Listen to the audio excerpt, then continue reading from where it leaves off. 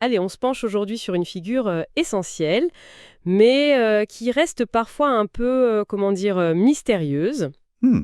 Le Saint-Esprit. Mhm. On parle souvent du Père, du Fils, mais l'Esprit, qui est-il vraiment? Qu'est-ce qu'il fait? Bon, on va essayer de creuser ça ensemble. Oui, c'est une excellente question. Pour cette exploration, on a une base solide, hein. Pas mal de textes bibliques, Ancien, Nouveau Testament, des épîtres, l'Apocalypse même, et puis des notes, des commentaires théologiques pour nous guider un peu. Un bon corpus, oui. Notre objectif, c'est quoi? C'est d'essayer de distiller l'essentiel de tout ça, comprendre sa nature, son rôle, et surtout ce changement majeur qu'il semble amener particulièrement pour les croyants. Quand? Comment il agit? Oui, et ce qui est passionnant d'emblée, je trouve, c'est de voir comment tous ces textes, écrits à des époques différentes, par des gens différents, finissent par tisser un portrait assez cohérent. Ah oui, hein? Bah oui, ils affinent sa divinité, sa personnalité propre, tout en le plaçant clairement dans la Trinité et dans, disons, le plan de Dieu. C'est une image riche qui se dessine. Alors, commençons par ça, justement. Sa divinité. Les textes, ils sont clairs là-dessus. L'Esprit Saint, c'est Dieu. Ah oui, absolument. C'est présenté sans ambiguïté. Et on a même des passages comme dans l'Épître aux Romains au chapitre 8, Oui. où il est décrit comme intercédant pour nous auprès de Dieu. Et la manière dont c'est décrit, ça suggère fortement une action divine, quelqu'un qui connaît parfaitement la volonté de Dieu. Seul Dieu peut faire ça, en fait. D'accord. Et sa place dans la Trinité, alors? Elle est aussi soulignée par sa mention constante aux côtés du Père et du Fils. Il y a ce fameux passage dans 1 Jean 5 qui, a une histoire textuelle un peu compliquée, comme le rappellent nos sources. Ah oui, le fameux coma de Joannium. Voilà, c'est ça. Certaines vieilles traductions, comme la King James par exemple, mentionnaient explicitement au ciel le Père, la Parole et le Saint-Esprit comme étant un. Mais on dit souvent que c'est un ajout, non? Oui, la plupart des spécialistes aujourd'hui pensent que c'est un ajout tardif dans les manuscrits. Mais le fait que nos sources en parlent, ça montre comment certaines traditions se sont appuyées dessus pour affirmer très fort cette unité trinitaire. Pour eux, ça prouvait la pleine divinité de l'Esprit. Intéressant. Et puis, il y a cette image un peu étrange dans l'Apocalypse, les 7 esprits de Dieu devant le trône. On la trouve plusieurs fois. Ça veut dire quoi, ça? 7 esprits différents. Non, non, c'est une image symbolique, très forte. L'interprétation qu'on trouve dans nos sources, et qui fait souvent le lien avec une prophétie d'Ésaïe qui liste 7 caractéristiques de l'esprit. Sagesse, intelligence, conseil. Voilà, tout ça. L'idée, c'est que ces 7 esprits, c'est pas des entités séparées. Le chiffre 7, bibliquement, c'est la plénitude, la perfection. Ah, d'accord. Donc les 7 esprits, ça représenterait l'unique Esprit Saint, mais dans toute sa perfection, dans toute l'étendue de son action.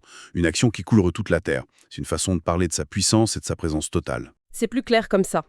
Et d'ailleurs, en parlant de l'esprit, les textes utilisent plein de noms différents, non? Esprit de Dieu, Esprit du Père, Oui, mais aussi Esprit du Fils, Esprit de Christ, Esprit Saint, bien sûr.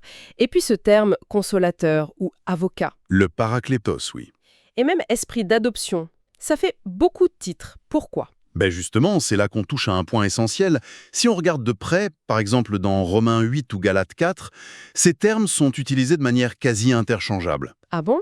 Oui, Romains 8 dit par exemple « Si l'Esprit de Dieu habite en vous », et juste après « Si quelqu'un n'a pas l'Esprit de Christ, il ne lui appartient pas ».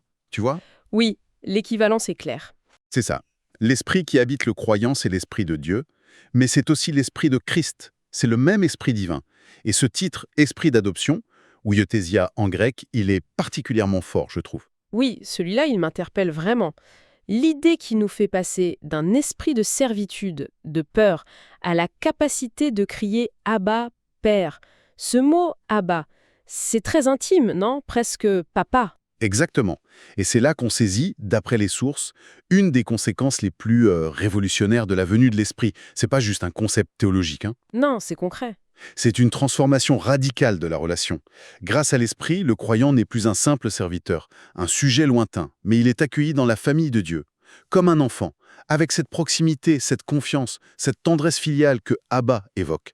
C'est l'Esprit qui rend ça possible, réel, dans le cœur. Et cette transformation, elle est donc liée à sa présence en nous, ce qui nous amène à la question clé qui traverse nos sources recos. Quand est-ce que ça a commencé, ça? Quand est-ce que l'esprit a commencé à habiter à l'intérieur des gens?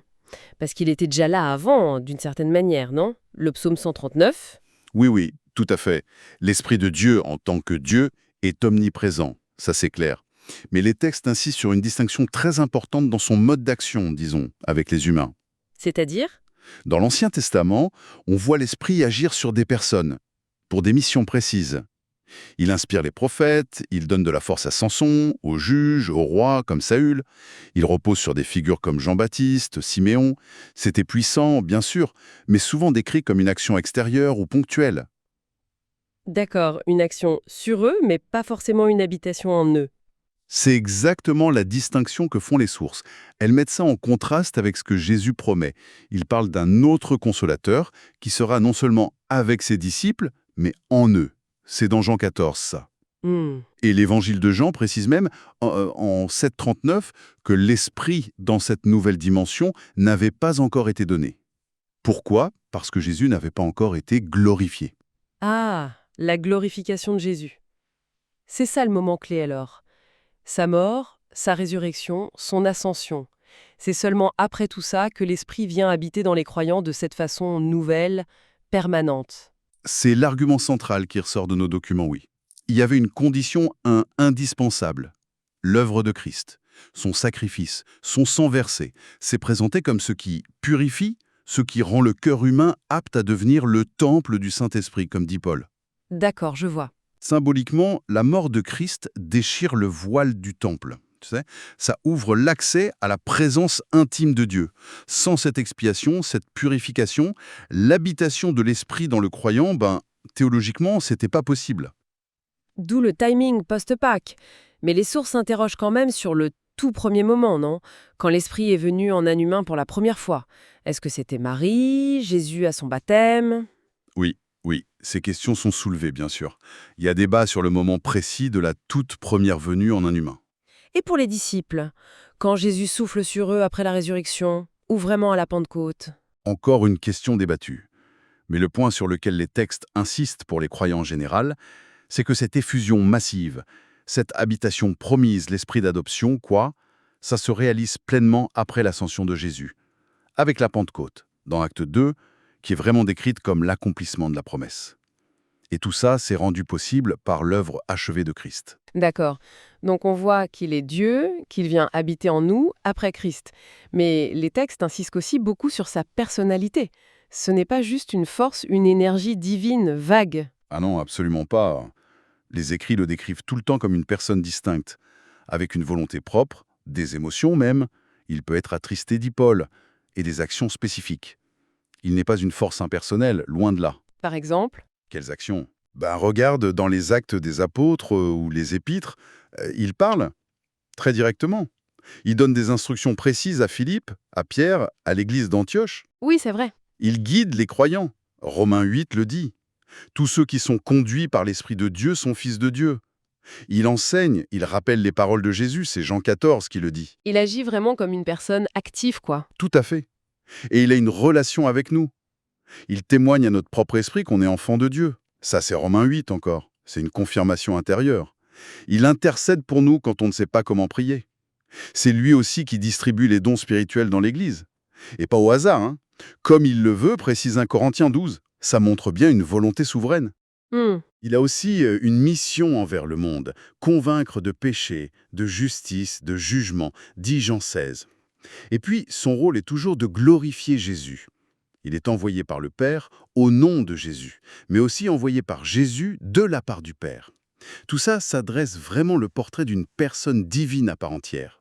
Une personne divine distincte donc, mais qui agit en parfaite harmonie avec le Père et le Fils, si je comprends bien. C'est ça, c'est essentiel. Les sources insistent sur cette unité d'action, de volonté au sein de la Trinité. L'Esprit fait un travail spécifique que ni le Père ni le Fils ne font de la même manière, comme habiter en nous. Mais il le fait toujours en parfaite coordination avec eux, pour accomplir le même plan. D'accord. Revenons juste une seconde sur un point qui peut sembler un peu compliqué. C'est cette mention dans 1 Pierre de l'Esprit de Christ qui était déjà à l'œuvre dans les prophètes de l'Ancien Testament, qui leur révélait les souffrances et la gloire de Christ à venir. Comment on articule ça avec l'idée que l'Esprit n'habite dans les croyants qu'après la Pentecôte? Oui, c'est une tension intéressante, et les sources l'abordent avec nuance.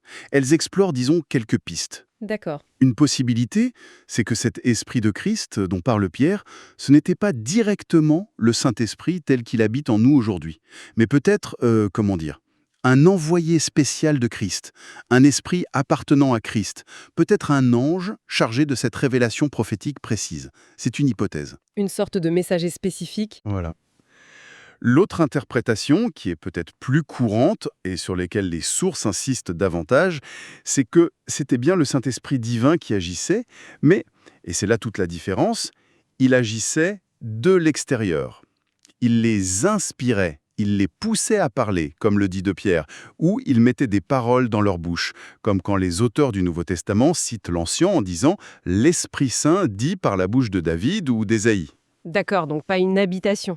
Non, ce n'était pas l'habitation permanente dans leur être, dans le temple intérieur, qui, elle, n'a été rendue possible qu'après l'expiation.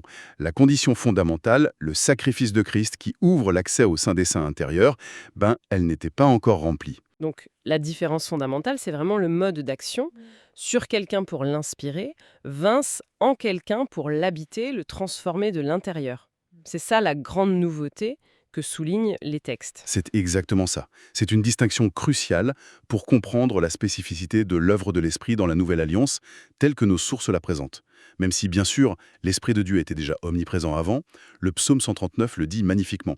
Son interaction intime, transformatrice avec le croyant, c'est décrit comme une réalité nouvelle, inaugurée par Christ et la Pentecôte.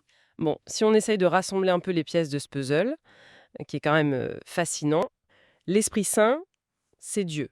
Une personne divine distincte dans la Trinité, mais qui œuvre en parfaite harmonie avec le Père et le Fils. Oui, Son rôle dans la Nouvelle Alliance, il est marqué par cette habitation intérieure dans le croyant.